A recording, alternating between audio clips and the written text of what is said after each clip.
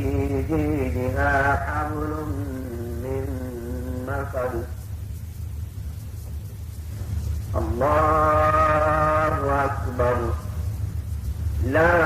إله إلا الله والله أكبر ولله الحمد.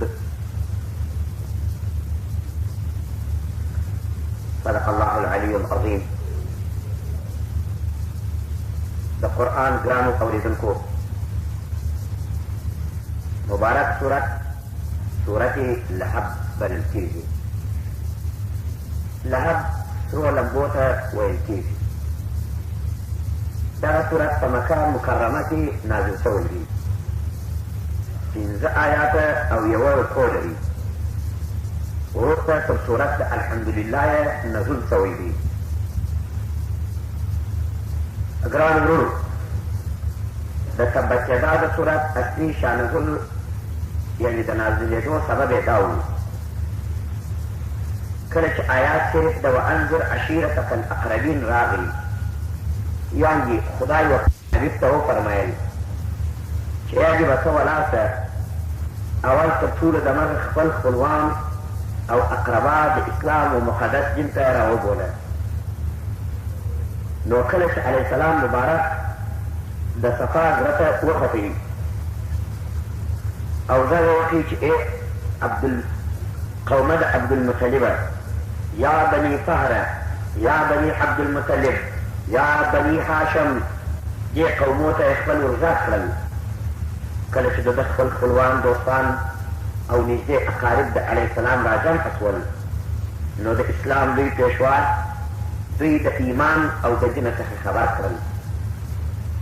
او د خدای یګانګي په دوی وپېژندل او په دوی چې دا خبره په ډاګه کړه چې زه د خدای جل جلاله حق رسول یم، تر اوسه پورې ما ستاسو په منځ کې خیانت و درواغ نه دي ویلي او د تاسو ما په حیث د محمد امین سره پېژنئ صلی الله علیه وسلم. اکا د ابي لهب چې د ده لاسونه دي مات دي، یوه ډبره یې پورته کړل او ویې غوښته چې حضرت سرور کائنات علیه السلام ته وولي. د رسول علیه السلام له خوا ته یې ډبره وغورځول او علیه السلام چې وویل قل تبا لك الهذا دعوتنا نعوذ بالله ورته هلاک سې موږ یې دغه ته رابللو، یعنې دا ایمان ته یې رابللو. په هر صورت پروردګار عالم عز وجل د دغه خبیث او بدبخته انسان چې زموږ د اسلام لوی پیغمبر یې په ډبره ویشت او علیه السلام چې د هلاکت شرا کول، نو حق سبحانه عز وجل وهم په قرآن عظیم الشان کې شرا او د هلاکت دعا وکړه او صورت د تبت یدا یې په مخالفت سره رانازل کړي. پروردګار عالم داسې فرمایي تبت یدا ابي لهب وتب، تبت مات هلاک دي یدا ابي لهب دواړه لاسونه د پلار د لمبو وتب په هلاکېدو سره. ګرانو دلته خدای جل جلاله د پلار د لمبو وبلي، مګر اصلي نوم د ده عبدالعزا دی، یعنې بنده د بت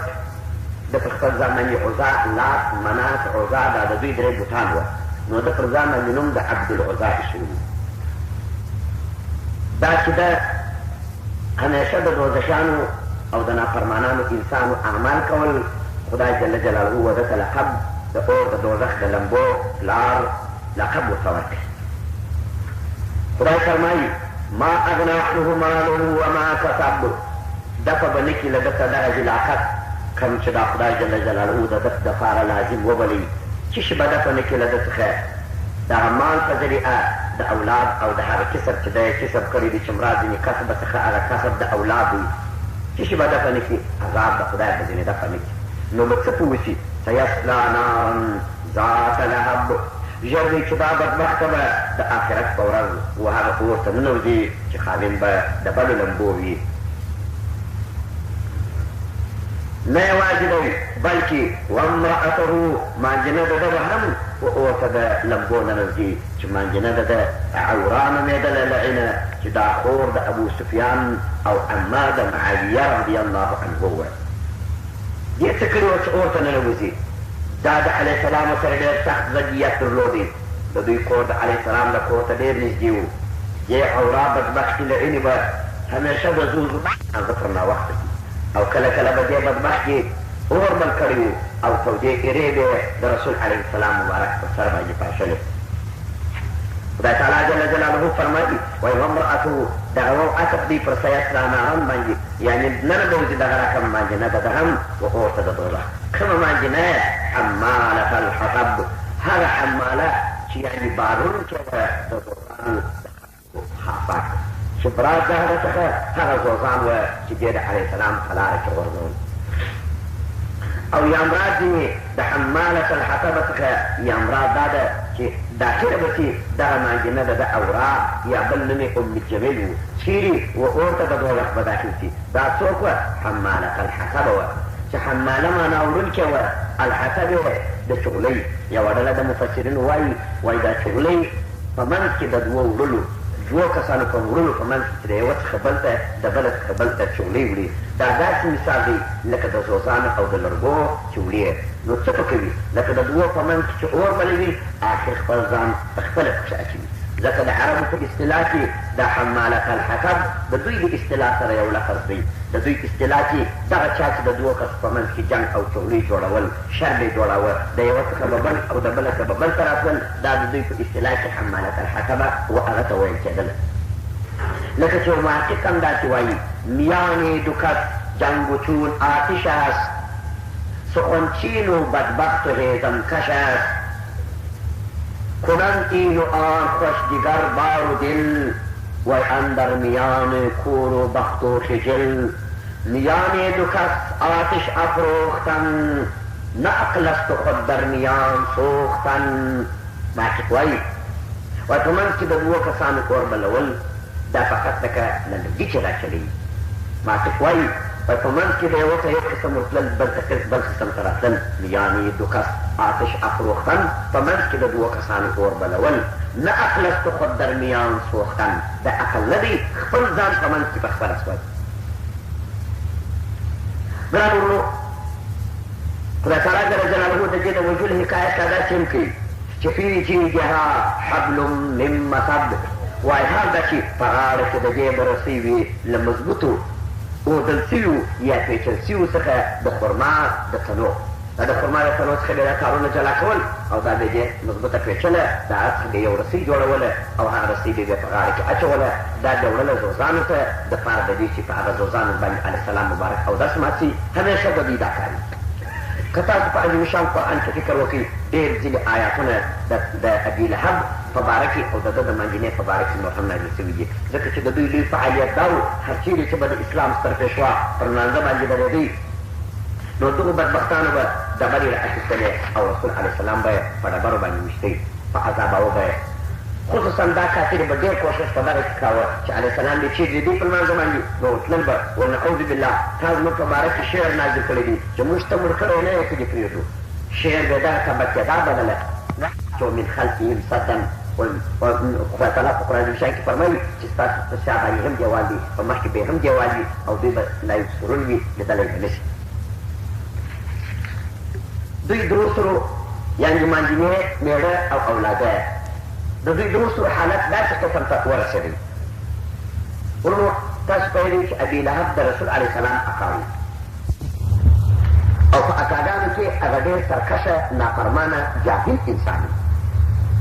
که څوک علیه السلام په خپله زمانه کې دونې لطف سر کړي وو چې خپلې جوې مبارکې لوڼې یې د ده وزامونو ته ورکړي وې.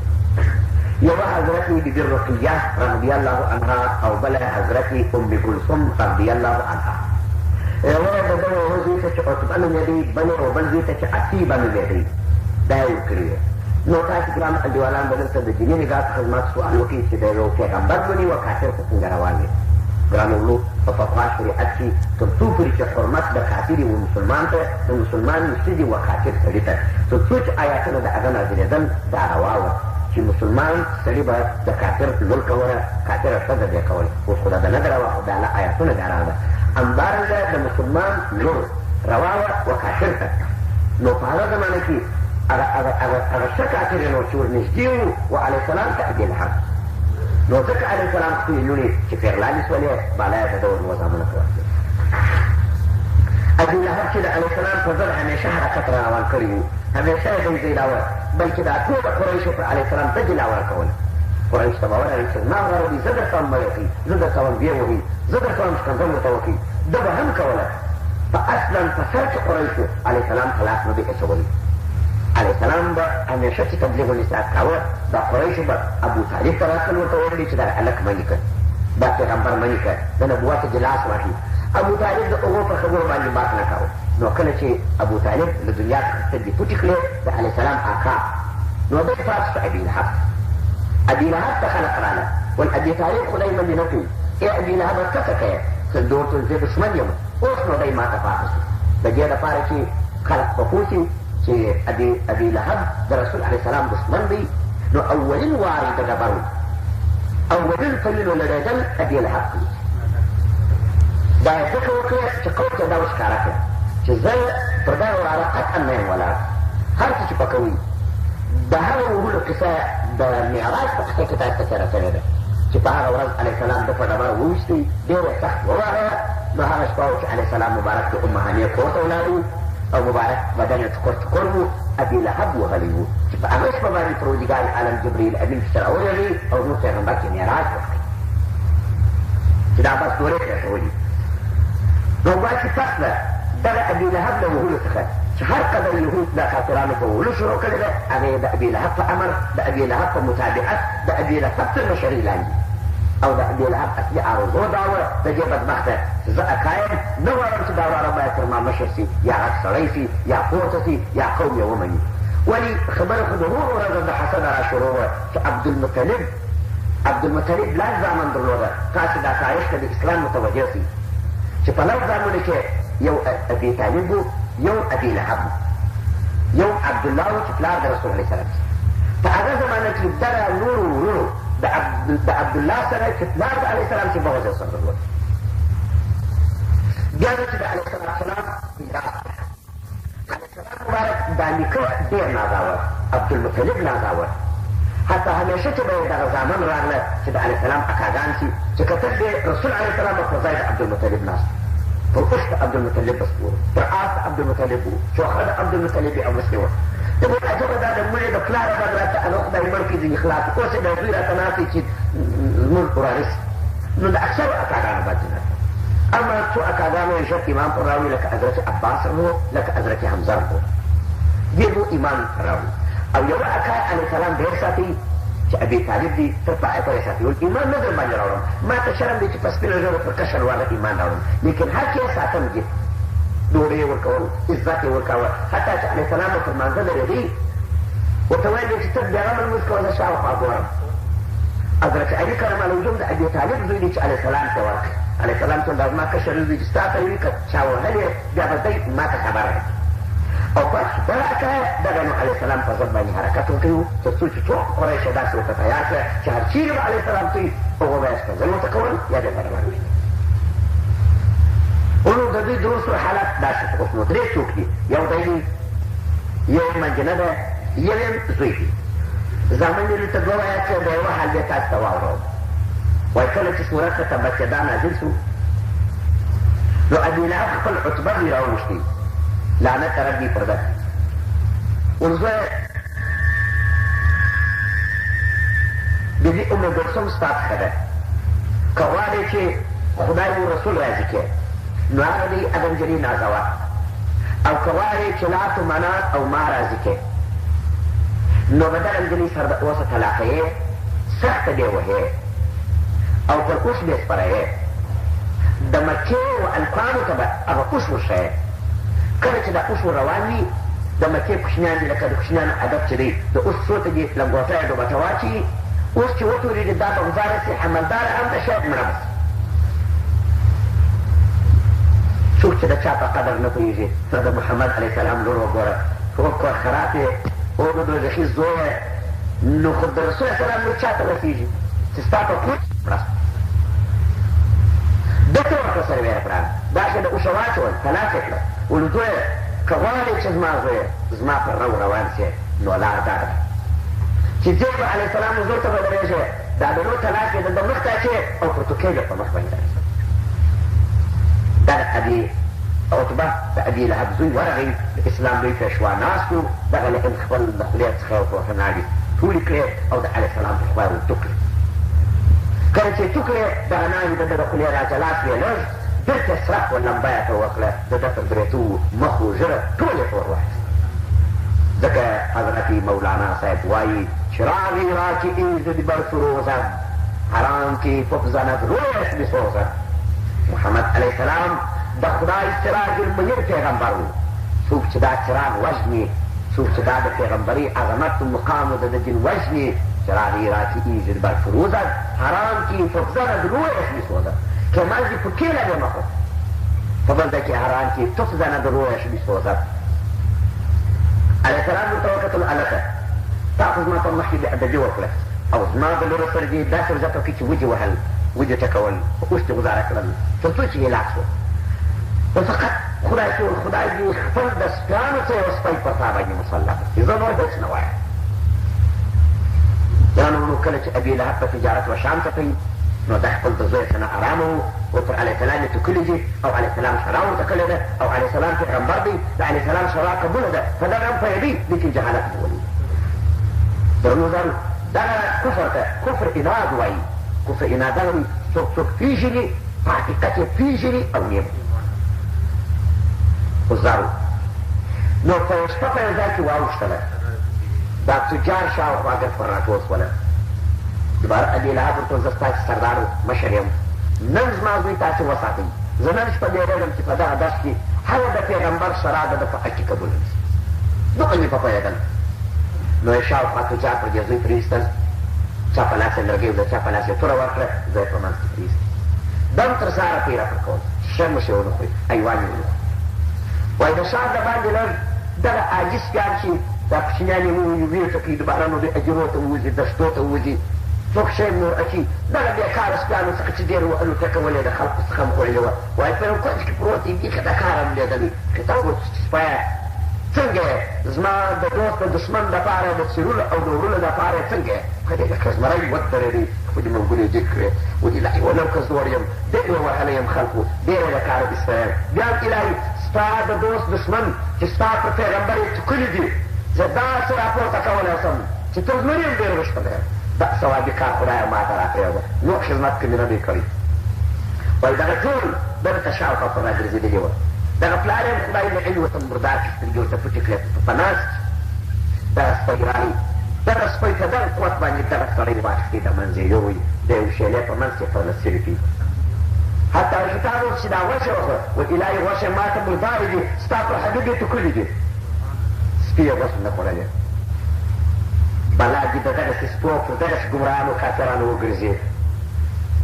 چې هغه د اسلام د پیغمبرو د دین او د حقیقت فکر قطعا نه لري سپی دا دې لري سپی یې پېژني دا خو د زوی حال پاته شول منځنی چې خدای تعالی ورته په غاړه کې رسېده بله ورځ ته یې ډېر د زوزانو لوی بار یې کړی و ول علیه السلام زموږ په باره کې نوی شعر جوړ کړی دی چې تبصدا ده چې د ده ګرده لار دې د زوزانو نه یې ورته ډکه کړې لوی بار یې وکړي نو یې ښه په دې غاړه کې داسې واچوه په اوږو کې بند کړي د آخر ول یې داسې په غاړه کې را واچوه داسې هلته بند کړي چې راته ولګېږي نو یې را فشا کړي یو څه چې را روانه شوله دا لعنه دا بار ډېر دروند ورته وایسېدی نو یو ځای پر یو ډبره باندې تچه کړي ملکه د شا د خوا راله هغه طرف یې چې د غاړې په خوا کې اچولي هغه یې د لاندې د خوا کش کړي دا یې پر هغه زوزانو باندې هلکه مرداره کړه خفه یې کړه چې ګنګي و مرداري و بول و ګړنګ و ټول سره رابهېدل سترګې رډرې راوتلې وې دا هم هلکه مرداره شو داسې ګورئ اسلام سره به څوک بېادبي نه کوي انجوانه دومره درته وایم با خدا بازی مکن با مصطفی مشار و باش دین و اسلام و قرآن ته په سپک نظر کتل په حقارت کتل ډېر شدید نتیجې لري دا کرب څو ورځې مهلت چاته ورکوي په مهلت د پروردګار به نه خطا وځي خدای تعالی وایي انهلهم رویدا ان کیدي متین مهلت وکړو مګر نیول زما خدای ډېر سخت نیول کړي ته ګوره په څه حقارت یې وژني هر یو په څه سپکتیا وژني غونډې لویي وه دغه سپوښتیان پاته سو په خپل لعن ابي لهب ابي لهب یو ورځ ناست و د خپلو انډیوالانو او د دوستانو په منځ کې او د خپل عظمت او لویي کې خبرې کولې چې یوه ورځ دا د عدسو لکه د ماش عدس دا شی دي لکه ماش پاتۍ عرب ځینې جوړوي د عدسو یوه دانه داسې د بازۍ په توګه ستونې ته داسې واچوله لکه هغوی چې نخود داسې یوه دانه اچوو داسې چې دا داسې به عدس په ستونې کې بنده شول نو عدس خو دوی نه نوکې دانه د انډیواله خو په اوبو هم تېرېږي په هر شي تېرېږي خو ولا دې ورسموي نو ورسموي د عدس پروردګار په ستونې کې د ده وپړساوه د عدس یې غټ کړي دلته چې دا خلکو ګوتې ستونې ته ور واچولې چې په خولې کې به دې ګوتې در واچوم چې دا 500 ګوتې په دې خولې کې ور واچولې دا عدس بس په دغه ځای کې ولاړ چې نه د دې خوا دې خوا ته تېرېدی نه د دې خوا دې خوا ته تېرېدی بادونه یې پرې شوله مرداري یې وکړلې کلنګ یې راتوی شوله دغه ته څه وغړېدی دلته په دغه یوه دانه عدسو پروردګار عالم مربع کې سمبل ټول عالم ورته اریانو صاحب کې شاپونه ورکړه خو عدس خو دلته بل نو په شام څخه غږېږي صاحب چې په په خوله کې ګوتې ور واچوي خوله یې ورڅېرې کړه هر څه چې په سړی لاړې مس خلکو چې د ده دا د بې عزتۍ د شرمندګۍ مرګ ولیدی ځق پر ځایه دلته پرې شوی یوه هفته دغه د قریشو سردار او دا لوی شخص چې ځان یې لوی سړی بري پر دغه ځای مردار پروت و بوی یې وکړي د پنجو د خولې څخه نوام را شروع شوه نس یې پر وپړسېدی وچاودی هېڅوک نه و چې دی د شک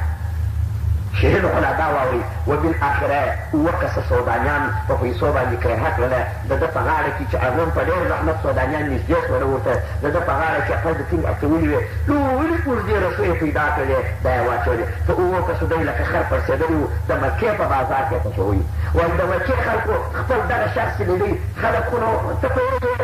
خلکو چې داسې دی هر په لسو زورور وویلي هغې خواته خوا به نه سره به ګلای قانون وینې